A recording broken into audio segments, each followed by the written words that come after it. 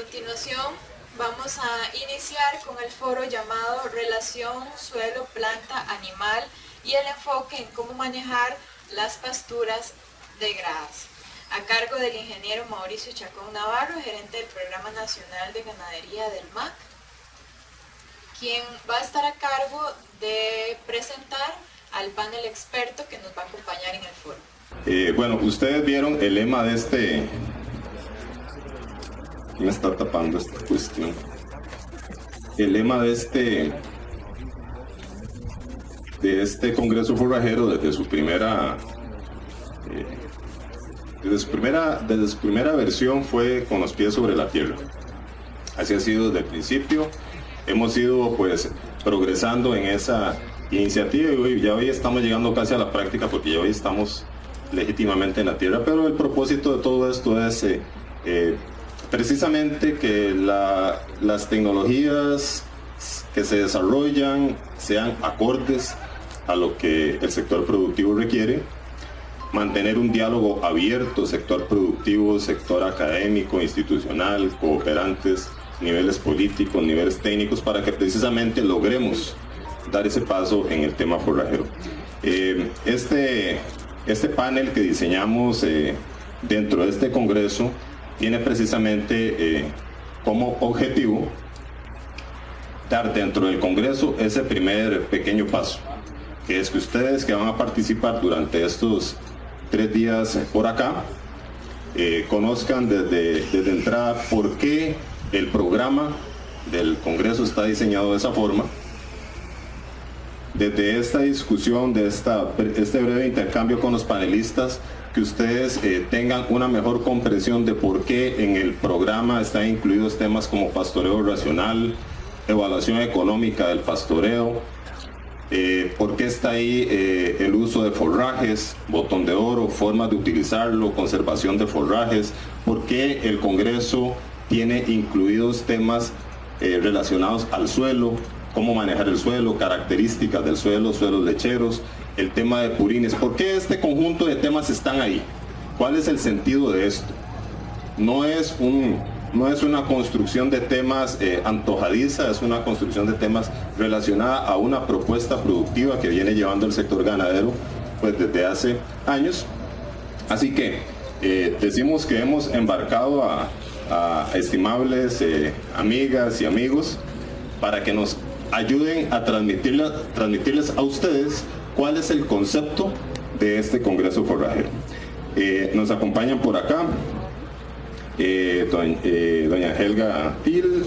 Helga es experta en temas de suelos de la Universidad de Costa Rica. Nos acompaña Rebeca Gutiérrez. Rebeca tiene mucha experiencia en temas de utilización de los estiércoles, de los purines, reciclaje de nutrientes, mucho en el tema de gestión ambiental. Trabaja en Dos Pinos. Está también don Oscar Rivera. Don Ramón don Ramón es experto en temas de actividad biológica de suelo.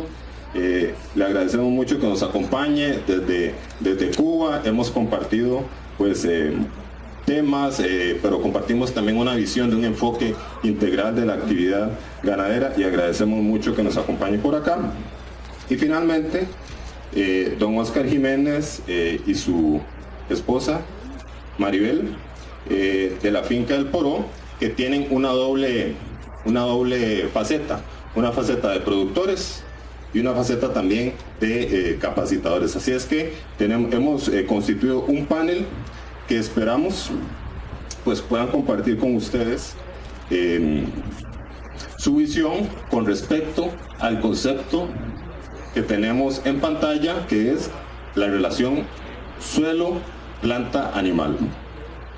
Este enfoque de suelo-planta-animal tal vez pues sea conocido desde hace mucho por ustedes, pero en la práctica nos cuesta mucho encontrar precisamente esa vinculación de la calidad del suelo, la calidad del forraje y la respuesta animal. Tenemos básicamente dos aspectos que considerar en esa relación suelo-planta-animal. Número uno, esa relación de los animales con las plantas y el suelo responde a ciclos naturales, ciclo del agua, ciclo del nitrógeno, ciclo del carbono, ciclo de la energía. Entonces, un conjunto de ciclos son los que le dan sostenibilidad a esa relación entre suelo, planta y animal. Y dentro de esa relación suelo, planta, animal, es muy importante reconocer que hay una relación directa de las pasturas y los animales. Pastos bien manejados impactan directamente en la oferta de forraje, suelos bien manejados impactan directamente en la oferta de forraje, suelos bien manejados con actividad biológica, buenos pastos impactan directamente en la producción animal y en los rendimientos. Y ese conjunto de elementos, una relación directa con el tema de cambio climático. Así es que vamos a pedirle entonces a nuestros panelistas. Le hemos pedido a Helga, a Rebeca, a Ramón y a Oscar que básicamente nos contesten esa pregunta que está en pantalla. Porque al ser ellos expertos en diferentes temas relacionados a actividad biológica, suelos, pasturas, reciclaje de nutrientes, pueden contribuirnos a identificar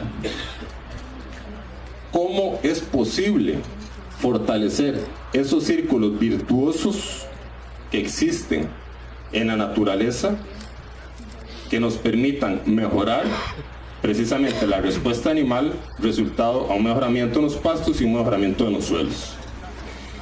¿Cómo logramos precisamente desde suelos más sanos, desde suelos más balanceados nutricionalmente, desde suelos mejor nutridos, lograr una mejor respuesta animal y una mejor adaptación al cambio climático? Básicamente esa es la inquietud que les hemos lanzado a ellos. Empezamos tal vez en ese orden con doña Helga. Buenos días, muchas gracias. Desde mi punto de vista y como especialista en suelos, es totalmente posible lograr esta armonía que nace de la pregunta que nos formula Mauricio. Tenemos que ver el sistema como ver la finca ganadera como un sistema donde van a estar interactuando estas tres partes, el suelo, las plantas y los animales. Pero para lograr un adecuado manejo tenemos que conocerlas bien individualmente y también comprender las interacciones que están sucediendo entre ellas. De un modo simple podríamos decir que el suelo sirve de soporte físico tanto para el desarrollo de pasturas como para lo que es el crecimiento, el soporte del ganado propiamente. El suelo además le da los nutrientes a las plantas, en este caso las pasturas, para que crezcan de manera adecuada para nutrir adecuadamente al ganado. Entonces ahí hay una cadena también. Tenemos que el ganado interactúa con el pasto al consumirlo, lo cosecha de manera directa, esto le genera un estrés que posteriormente provoca nuevos rebrotes, mayor producción de biomasa. También lo que es la pastura propiamente y el animal van a estar aportándole al suelo sus residuos, las excretas de los animales, la biomasa que no consume el animal que queda en el campo. Eso va a estar promoviendo también la dinámica de los organismos en el suelo y además la producción de materia orgánica. Acordémonos que la materia orgánica es ahí donde va a estarse fijando el carbono en el suelo y que va a actuar como un reservorio. Eso es lo que va a hacer que el suelo actúe como un reservorio de carbono y que por lo tanto tenga importancia en este tema de cambio climático. Otra interacción que ya no es tan bonita pero que sucede entre el suelo y el animal es que el animal provoca compactación en el suelo también, provocando una característica no deseada, que es que perdemos la estructura del suelo. Con la compactación sucede cuando en un suelo saturado aplicamos una fuerza deformante y lo que sucede es que los terrones o agregados del suelo se van a romper.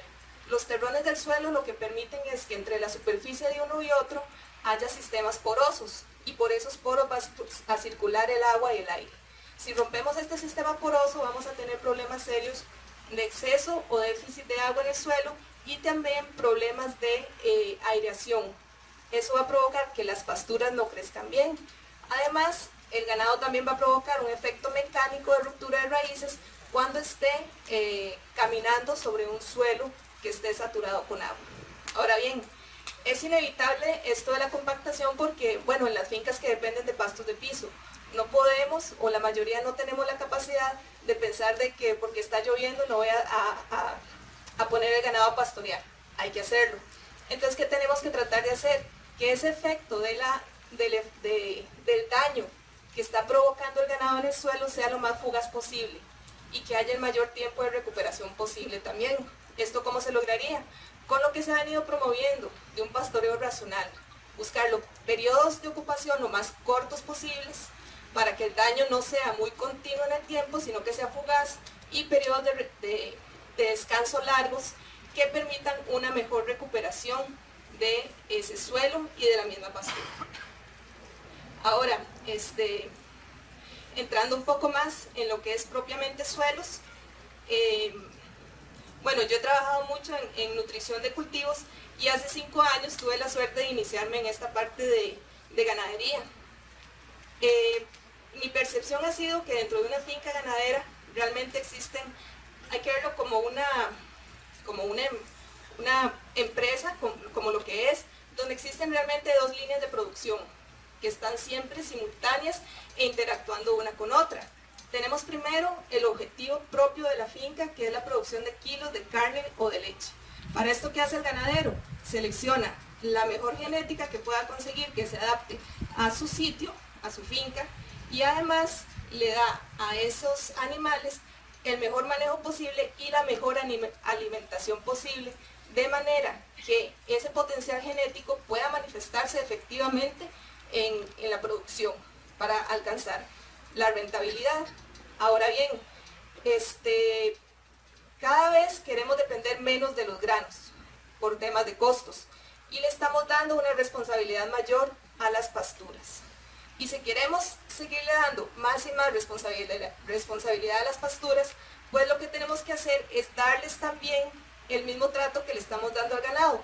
Igual que seleccionamos animales adaptados al sitio donde tenemos la finca, tenemos que seleccionar pasturas que se adapten al sitio donde tenemos la finca.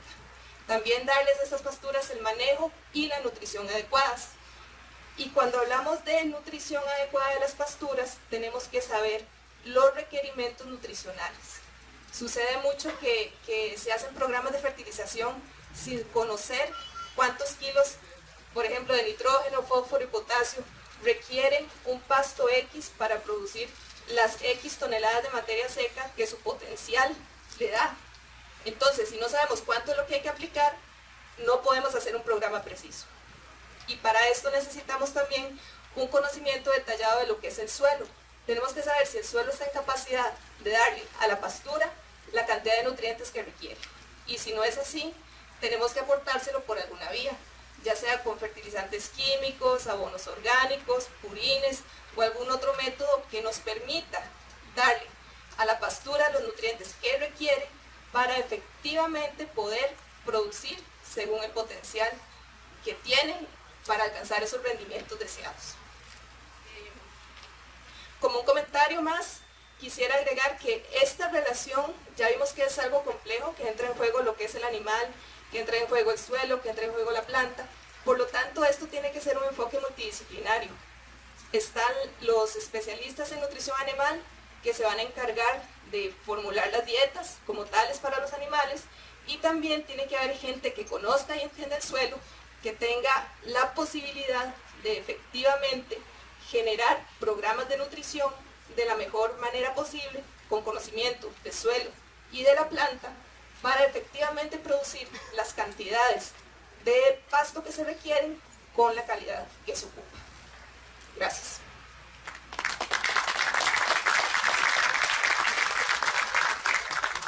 Ok, bueno, de seguido entonces iría la parte y el enfoque mío. Buenos días a todos, muchísimas gracias por considerarnos en este evento tan importante. De verdad que para nosotros como técnicos que hemos venido trabajando y avanzando y aprendiendo con ustedes en el campo sobre diferentes técnicas, específico la aplicación o el aprovechamiento del purín, que es prácticamente en lo que me he desarrollado durante 10 años en Dos Pinos, pues es realmente importante poder constantemente estar reforzando importancia para nosotros como ganaderos de lo que es el aprovechamiento adecuado del purín en nuestras fincas.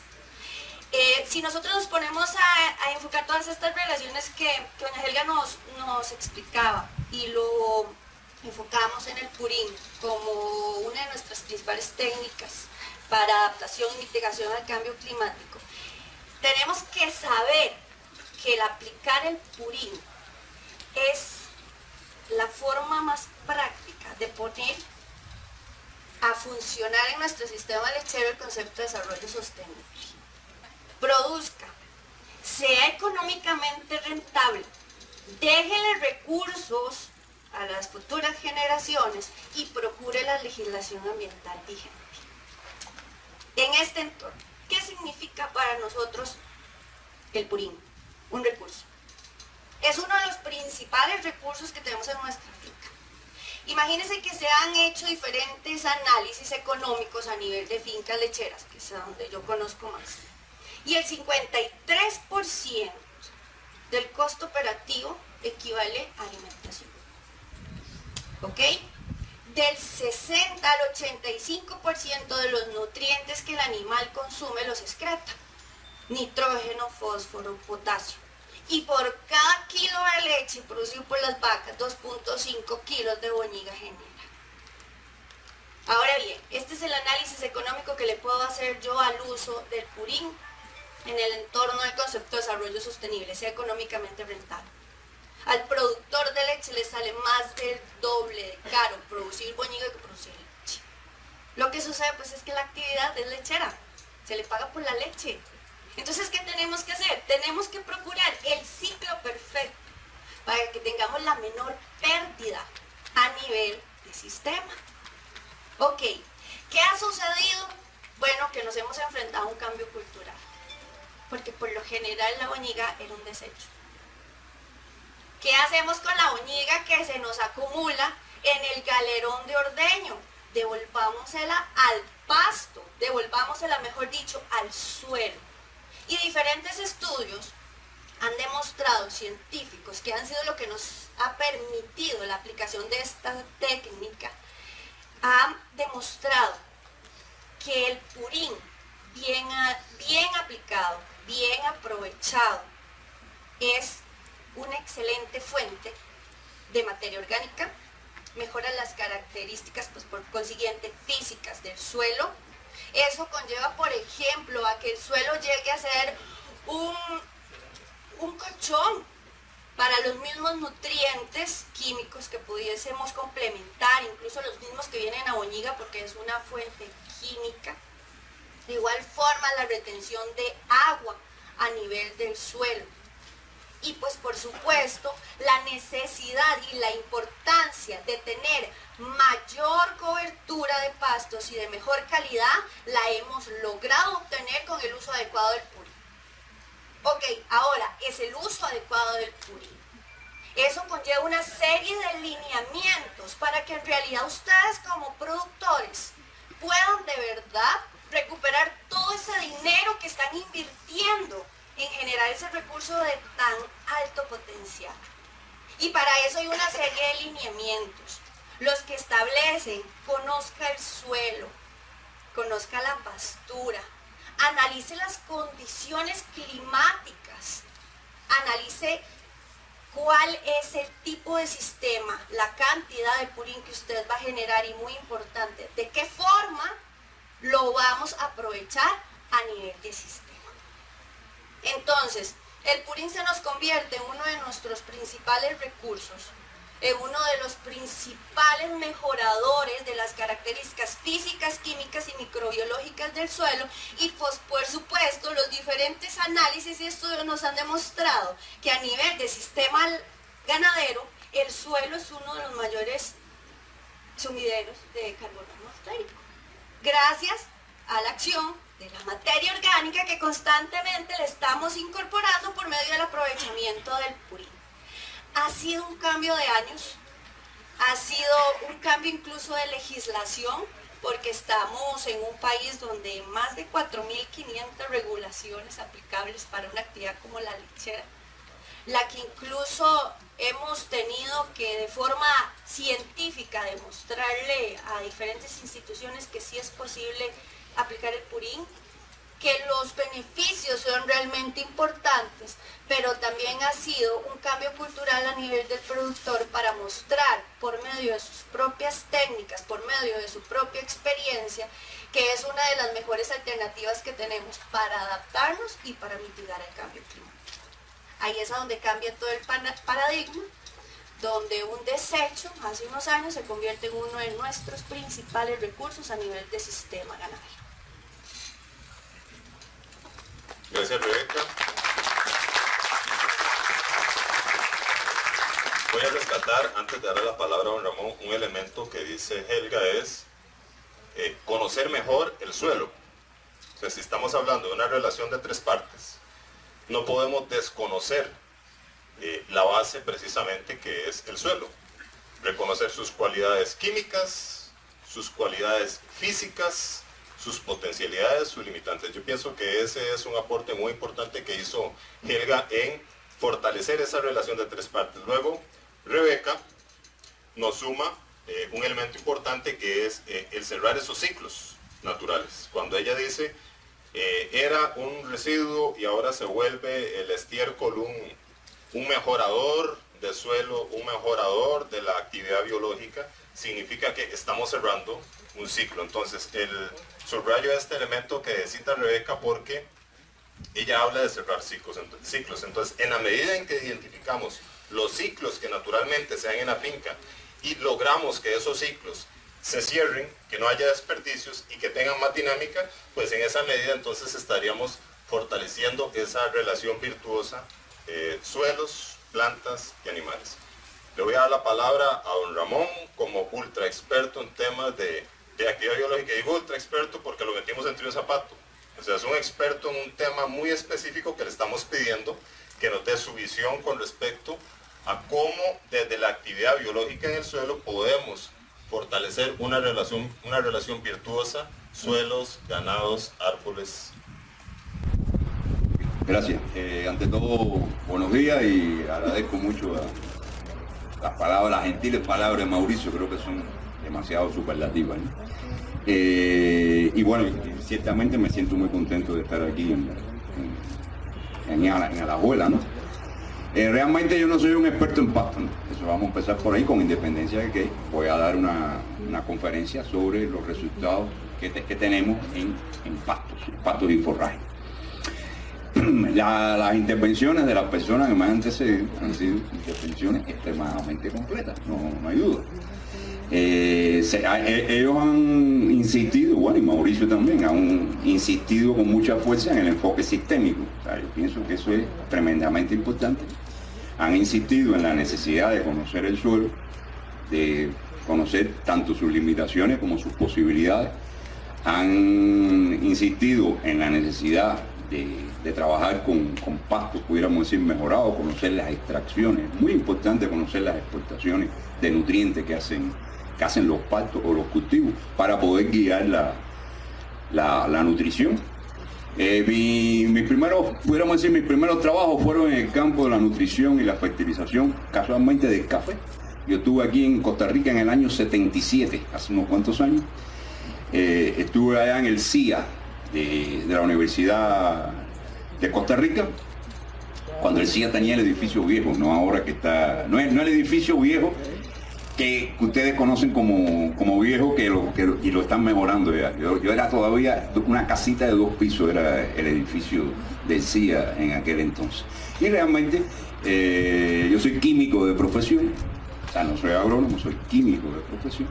Y mis primeros trabajos, como les decía, nutrición y fertilización, fundamentalmente del café, trataba de integrar suelo, requerimientos de las plantas, como decían ellos, la exportación, la extracción, o sea, la extracción y la exportación como guía para poder guiar los requerimientos nutricionales o la fertilización, donde también forma parte los abonos orgánicos. O sea, en los últimos años se viene trabajando con mucha fuerza ya los sistemas integrales de nutrición vegetal, por así decirlo, donde precisamente se aprovecha todo. Se aprovechan todas las fuentes orgánicas que pudieran ser residuos o no residuos, donde yo le incorporaría los abonos verdes que pueden jugar un papel importante. Aquí en el caso específico creo que hay una conferencia de pastos asociados, leguminosas, gramíneas, creo que hay una conferencia en ese sentido. Y esto tiene también un valor grande. ¿Por qué? Porque esas leguminosas, si usted le aplica o las inocula con los rizobios específicos, usted aumenta la capacidad de fijación biológica del nitrógeno y usted está aportando. O sea, no solamente es el residuo en el cual ya usted invirtió dinero, sino que esto va a ser una ganancia extra, ¿correcto? Porque las plantas, por ejemplo, nosotros realmente la experiencia que tenemos con más fuerza es con las canavalias, con la canavalia en sifón, que a lo mejor no es aunque también los animales comen canavalias, también se sirve como forraje. Pero bueno, también tenemos otros trabajos, o sea, ya a nivel de pasto, el cursú, la centosema, el tilosante, etc. Y de todo eso yo le voy a traer alguna información relacionada con el tema que realmente trabajo en los últimos años, que es el manejo de las micorrizas arbusculares.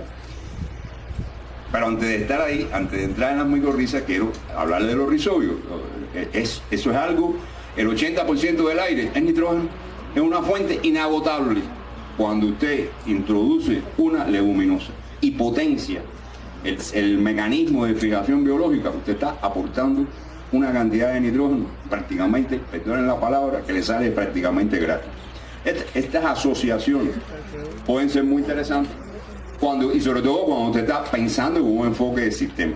Cuando digo de sistema, está pensando en un enfoque de a largo plazo, está pensando en un sistema hasta de una rotación, etcétera, donde usted en algún momento incorpora estas leguminosas para fijar nitrógeno. Aquí surge entonces la inoculación, es decir, no necesariamente estos cultivos, la microbiota o los rizobios nativos o residentes tienen que ser eficientes. Y entonces, bueno, aquí surge la inoculación, que es algo muy conocido en el caso de la soya. Nadie en el mundo cultiva soya sin aplicarle inoculante a base de rizobio, obra de rizobio en el caso específico de la soya, y un poco nosotros estamos tratando de impulsar también este enfoque. Pudiéramos a lo mejor no completar para nada, ¿no? Pero bueno, darle también la idea de la parte relacionada con los microorganismos. Nosotros realmente tratamos de trabajar bastante con las micorrizas arbusculares desde el punto de vista de su manejo. Bueno, las micorrizas arbusculares las micorrizas son tan viejas como las plantas. Inclusive las plantas acuáticas dicen que pasaron a terrestres a partir de la existencia de este mecanismo evolutivo, y hace 400 millones de años están coevolucionando unas y otras. Lo que tenemos entonces, el grueso de las plantas se micorrizan. Son muy pocas las especies de plantas que no se micorrizan.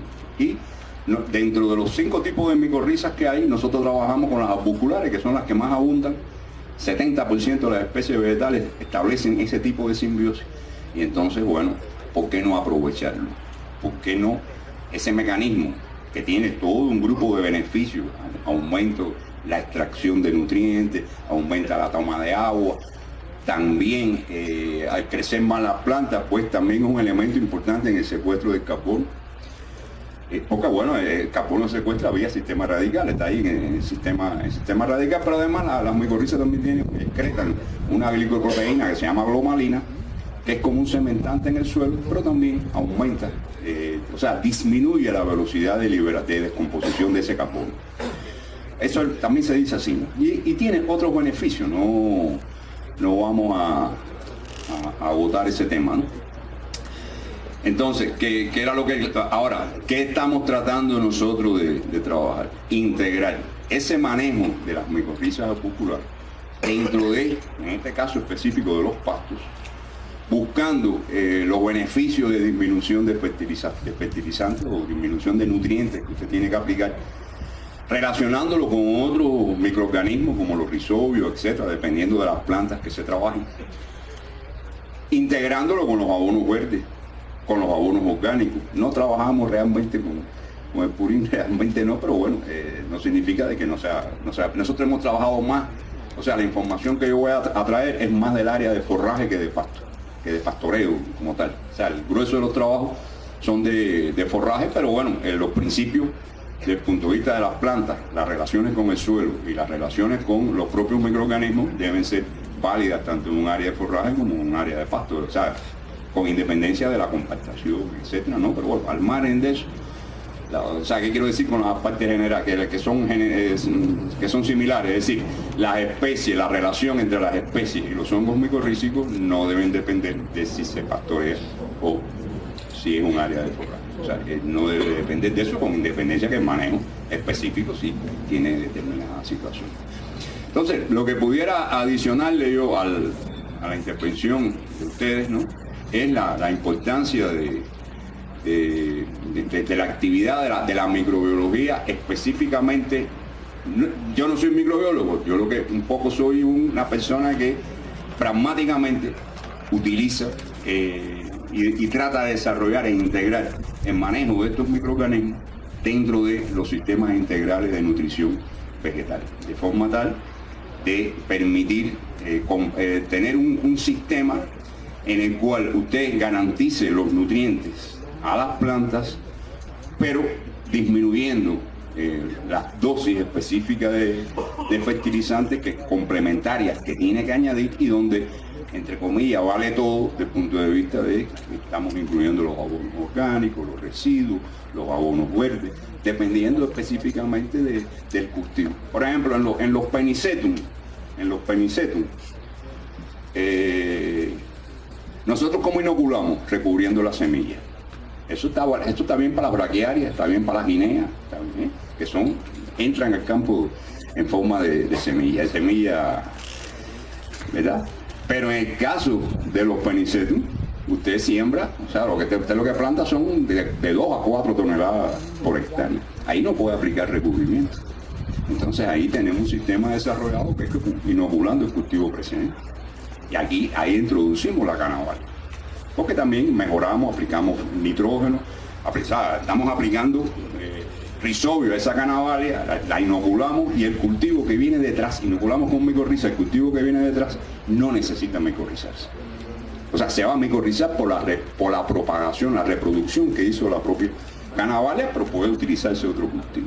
Es decir, son enfoques que estamos tratando para poder decir, tenemos un grupo de respuestas que permitan que ese principio o ese mecanismo biológico que existe se pueda utilizar conscientemente en los diferentes agrosistemas. Es un poco la contribución de lo que yo pudiera decir aquí es muy específico, pero lo que ellos dijeron, o lo que ellas dijeron, perdón, de la importancia de seguir la exportación, el balance de aportes y de exportación en los agrosistemas es decisivo, porque es lo que nos va a permitir monitorear la necesidad de complementar con una u otra nutriente. Ahí las braquiarias, por ejemplo, extraen muchísimo potasio. Sin embargo, ustedes es posible que sea menos importante porque los suelos tienen bastante potasio. O bueno, depende de los suelos. Pero en el caso nuestro, realmente las braquiarias pueden exportar, no sé, cerca de 400 kilogramos por año de K2O, y a lo mejor tú le aplicas 200.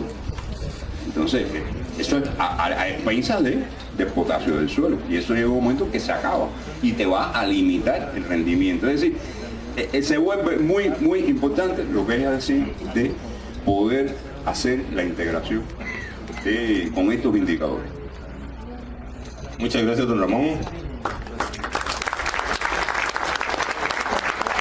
Las ideas que plantea don Ramón, rescato un elemento importantísimo que es la integración. O sea, las tecnologías que promovemos a nivel de fincas deben favorecer esa integración.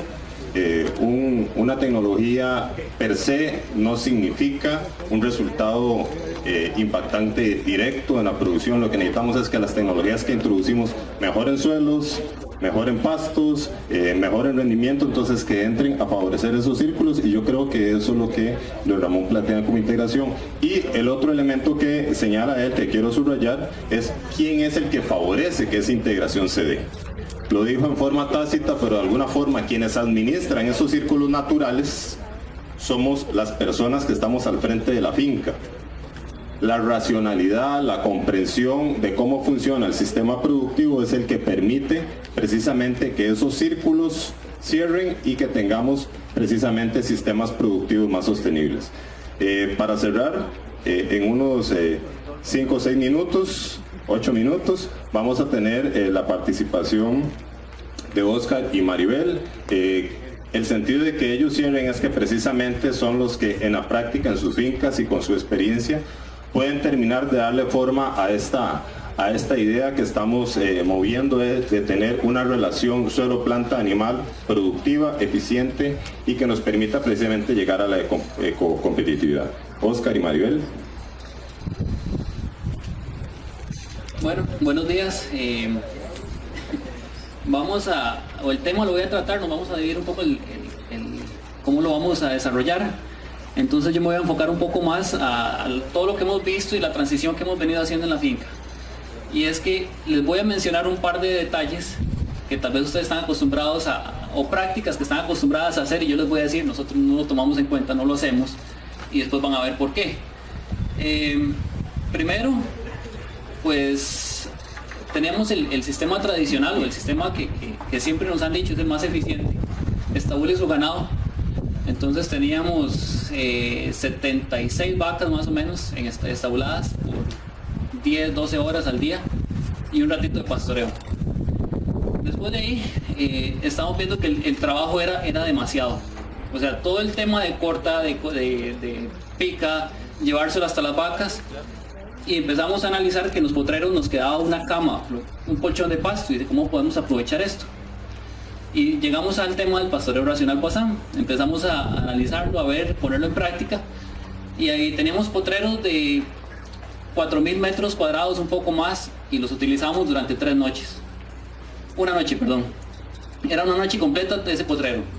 Y decíamos, bueno, para aprovechar eso tenemos que agarrar ese potrero, partirlo en 3 y lo aprovechamos 3 noches más. Porque parte de lo que buscamos es que haya una cosecha completa, que se aproveche todo el volumen de forraje que tenemos. No sé si le pusieron cuidado a las imágenes, en las primeras que se había cosechado a fondo. Ahí hacemos o estamos aprovechando realmente todo lo que estamos produciendo. Entonces, ¿qué sucedió? Con esto logramos concentrar el ganado en menos área. Entonces, al concentrar el ganado también en menos área, hay más aporte de boñigas por metro cuadrado. En cada metro cuadrado podemos encontrar un montón de boñigas discretas. Más o menos estamos trabajando en estos momentos, para ponerlo en números, andamos de 3 a 4 vacas, o haciendo de un parámetro de 500 kilos por hectárea. Más o menos, 3 a 4 animales de 500 kilos por hectárea.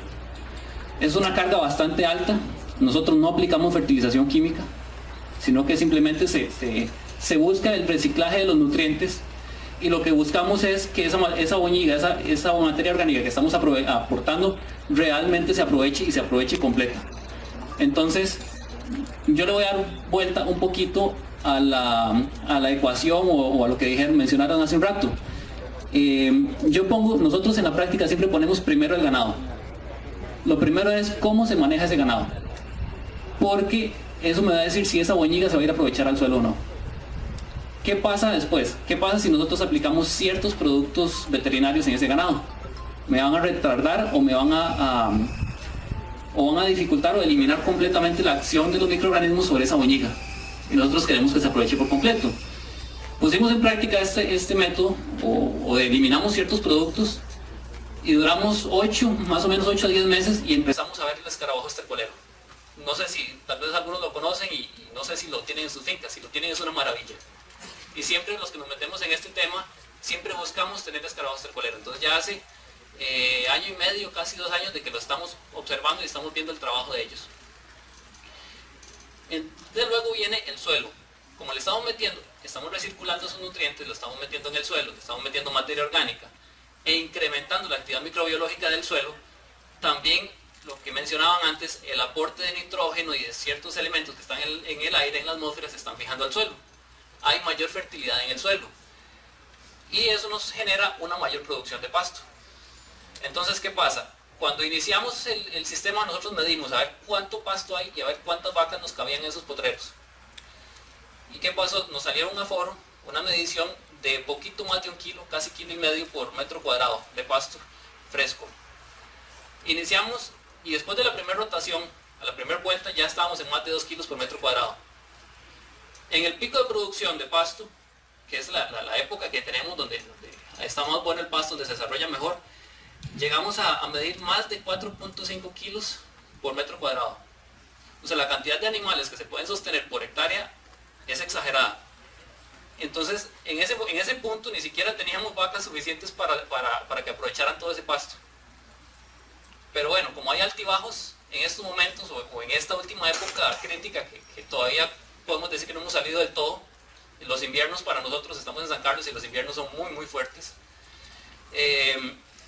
La medición más baja que hemos tenido es de un poco más de 2.5 kilos por metro cuadrado para la época crítica. Entonces eso significa muchísimo ganado. O sea, estamos sosteniendo más de 100 vacas en 2.500, 2.800 metros cuadrados diarios.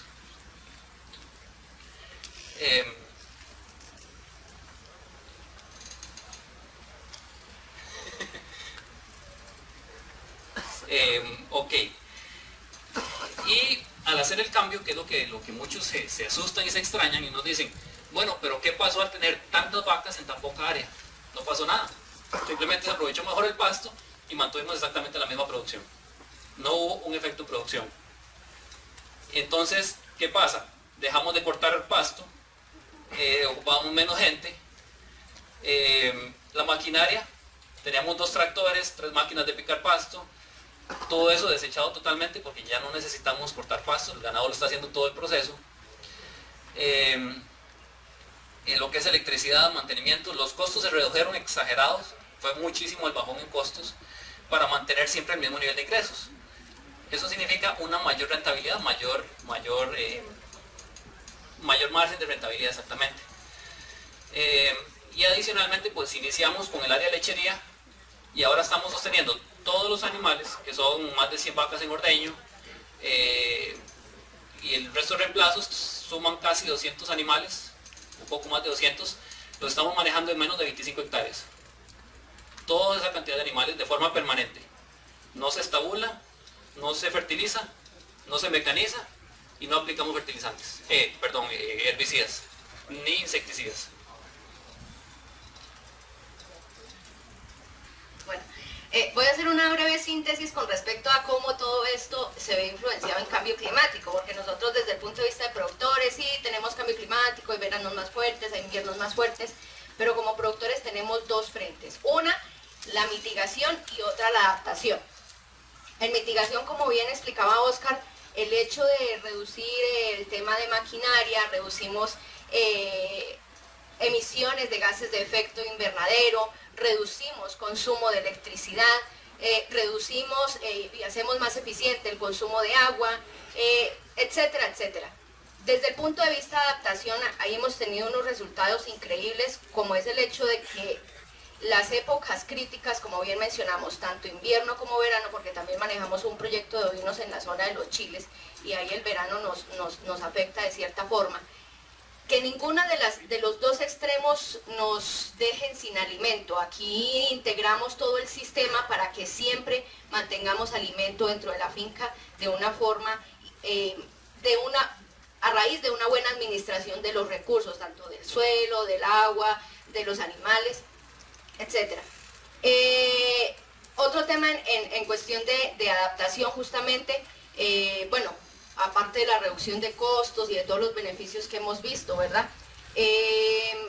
Tenemos resultados, por ejemplo, con el tema del agua, el tema de infiltración, con el tema de los inviernos, como bien nos explicaban, aquellos encharcamientos que nosotros veíamos, como hemos mejorado las condiciones del suelo, mejoramos infiltración, entonces ya no tenemos esas condiciones extremas de encharcamiento. Y en el verano mantenemos todo lo contrario, por ejemplo, el suelo nos retiene más la humedad, entonces logramos mantener forrajes verdes durante más tiempo. Yo creo que eso sería todo por el momento. Muchísimas gracias, Oscar y Maribel.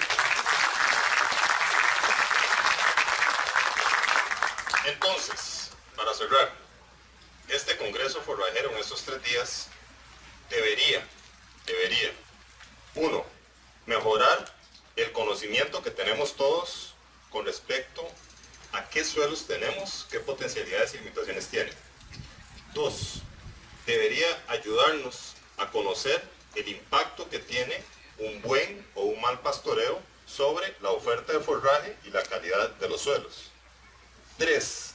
Debería ayudarnos a identificar cuáles son los ciclos naturales que suceden en la finca que hay que fortalecer para tener más retención de humedad, más retención de materia orgánica, más producción de forrajes y más rendimiento por animal. Y reconocer finalmente que todo ese conocimiento tiene que pasar por los técnicos que damos los servicios al productor y por los productores, porque al final somos las personas las que hacemos que las cosas cambien. Entonces, muchas gracias a los panelistas por el esfuerzo, gracias a ustedes por la atención. Entonces, avanzaríamos a la siguiente actividad del programa. Gracias.